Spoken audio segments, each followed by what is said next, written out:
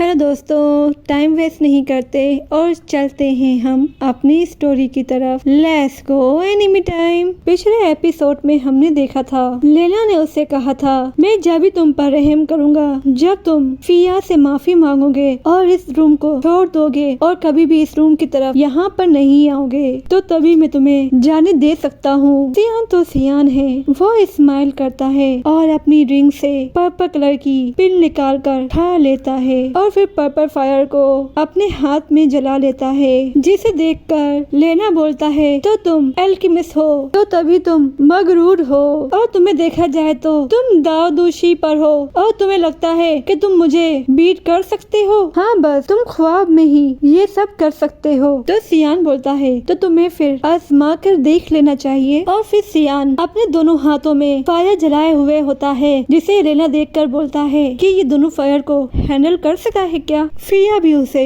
देख रही होती है और लेना हंसता है और सियान से लड़ने के लिए रेडी हो जाता है और साथ ही बोलता है, आज मैं तुम्हें सिखाऊंगा कि यहाँ के लोग कितने पावरफुल होते हैं। और फिर सियान दोनों फायर को एक साथ मिला रहा होता है और फिर लेना उस पर अटैक करता है, पर सियान उसके इस अटैक से आराम से बच जाता है। फिर लेना बार बार उस पर अटैक कर रहा होता है और सियान उसके हर अटैक से बड़ी ही आराम से बच रहा होता है, यहाँ तक कि वो इसे जरा भी टच नहीं कर पा रहा होता।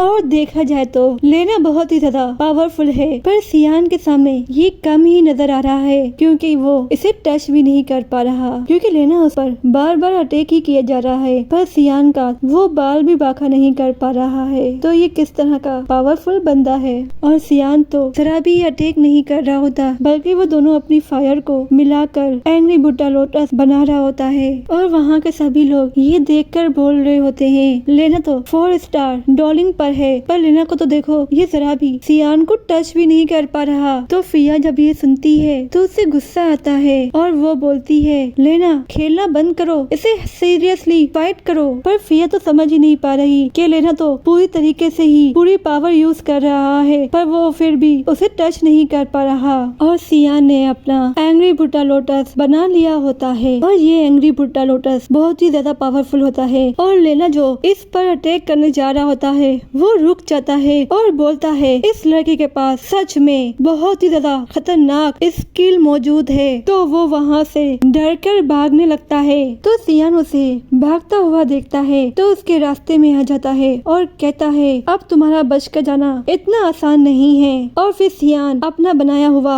एंग्री बुड्ढा लोटस उस पर छोड़ देता है और एंग्री बुड्ढा लोटस उसकी तरफ जा रहा होता है और लेना अपने सामने अपनी मौत को देख रहा होता है। और जैसे ही एंग्री बुड्ढा लोटस उसके बहुत ही ज्यादा पास आ गया होता है तो उसी वक्त एक आवाज सुनाई देती है जो सियान को बोल रही होती है कि इसे यहीं पर रोक दो। तो सियान अपने अटैक को अपनी तरफ बुला लेता है, पर इस एंग्री बुड्ढा लोटस के लेना के थोड़ा करीब होने से ही लेना बहुत ही ज्यादा जख्मी हो गया होता है। और सियान के पीछे ही एल्डर जाओ की एंट्री होती है। तो एल्डर जाओ पूछता है, तुम यहाँ पे क्या कर रहे थे। और यहाँ पर जितने भी सीनियर स्टूडेंट होते हैं वो एक दूसरे से बोल रहे होते हैं, एल्डर जाओ यहाँ पर ये कभी भी किसी भी छोटे मामले में कुछ नहीं बोलते, तो वो यहाँ पर इस छोटे से मामले में यहाँ पर क्यों आए हैं। तो फिया की पोल ना खुल जाए तो वो सामने आकर बोलती है, एल्डर क्या आप परेशान हो गए थे, यहाँ पर तो हम बस नॉर्मली ही बेसबाजी कर रहे थे। तो एल्डर जाओ बोलता है, क्या ये नॉर्मली बेस तुम्हें नजर आती है। अगर मैं यहाँ पर नहीं आता तो मैं यहाँ पर किसी को मरा हुआ पाता, क्योंकि एल्डर जाओ ने पहले ही इस एंग्री बुड्ढा लोटस की पावर का टेस्ट चख लिया होता है और वो जानते हैं कि ये एंग्री बुड्ढा लोटस कितना पावरफुल है और अगर ये किसी के ऊपर चलाया जाए तो किसी की भी जान आराम से ले सकता है।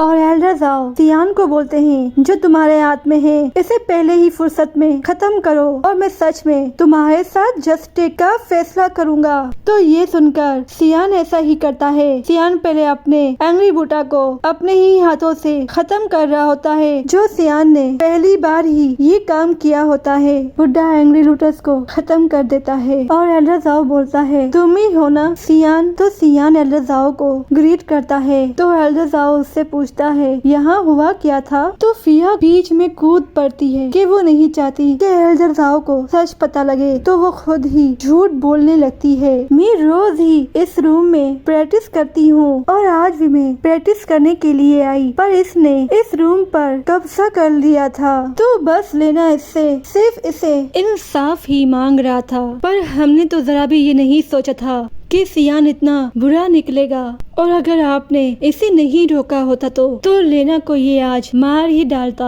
और फिर एल्डर जाओ फिर से सियान से पूछते हैं अब तुम बताओ। तो सियान शुरू से लेकर आखिरी तक बता देता है। अगर आप लोगों ने इससे पिछले वीडियो नहीं देखी तो देख लें, उसमें आप सब समझ जाएंगे। मैं इन शॉर्ट में थोड़ा बता देती हूँ। मैं तो यहाँ पर बस प्रैक्टिस कर रहा था, पर सडनली लेना ने बहुत जोरदार पंचेस मार कर दरवाजे को नुकसान पहुँचाने के साथ साथ मेरा कल्टीवेशन भी बीच में रोक दिया। और जब मैं बाहर इन लोगों से बात करने आया तो ये सभी लोग मुझ पर चढ़ गए और मुझ पर अटैक कर रहे थे और मुझे लड़ने पर उकसा रहे थे, और मेरे पास कोई और ऑप्शन नहीं था, तो मैंने उनका बस जवाब ही दिया है। और सियान एल्डर को सब सच बता देता है जो उसके साथ गुजरी थी। और फिर एल्डर जाओ ये सब सुनने के बाद कुछ देर बाद बोलता है। तो एल्डर जाओ फिया को बोलता है तुम यहाँ पर सीनियर हो, तुम इस टावर के रूल को फॉलो नहीं करती हो। और एल्डर जाओ लेना को सजा देता है कि तुम्हें 30 दिन की फायर एनर्जी देनी होगी, वो भी 3 दिन के अंदर। अगर तुमने ऐसा नहीं किया तो तुम इस टावर के अंदर 30 दिन तक नहीं आ सकते हो। तो लेना अब उनको कुछ नहीं कह सकता था, तो वो हाँ बोलकर सर झुका लेता है। तो एल्डर जाओ फिया को बोलता है तुम इस क्राइम में हिस्सेदार नहीं हो, लेकिन तुमने भी गलती की है कि इस रूम को तुमने अपना प्राइवेट रूम बना लिया था, तो इसीलिए तुम्हें भी सजा मिलेगी। और तुम्हारी सजा ये है कि तुम्हें 10 दिन की फायर एनर्जी देनी होगी, वो भी 3 दिन के अंदर। और अगर तुमने ऐसा नहीं किया तो तुम 30 दिन तक इस टावर में नहीं आ सकती। और साथ ही एल्डर जाओ सियान को भी सजा देता है कि तुमने फाइट बैक की, तुमने कोई गलती नहीं की है। हाँ तुमने इनकी फाइट का जवाब दिया है, लेकिन तुमने बहुत ही खतरनाक अटैक किया है, तो मैं तुम्हें भी सजा दूंगा। तुम्हें 5 दिन की फायर एनर्जी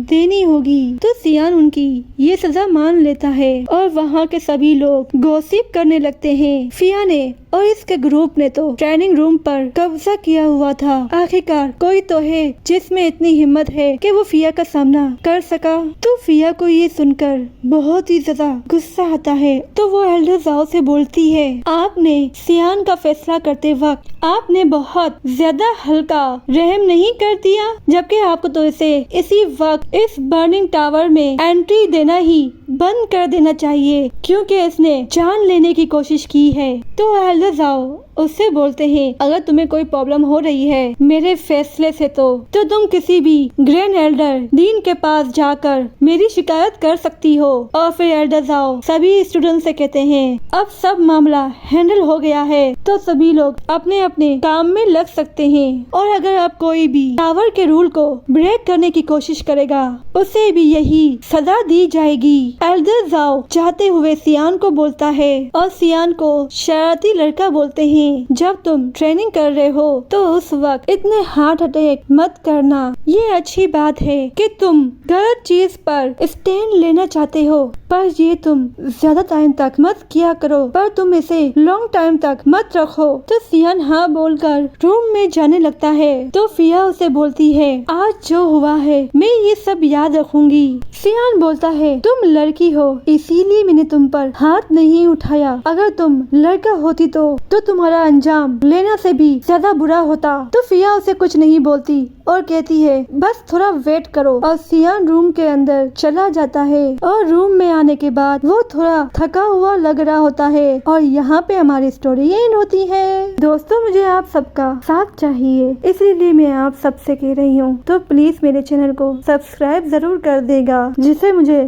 सपोर्ट मिलता है। तो नेक्स्ट पार्ट में मिलेंगे, जब तक के लिए बाय बाय।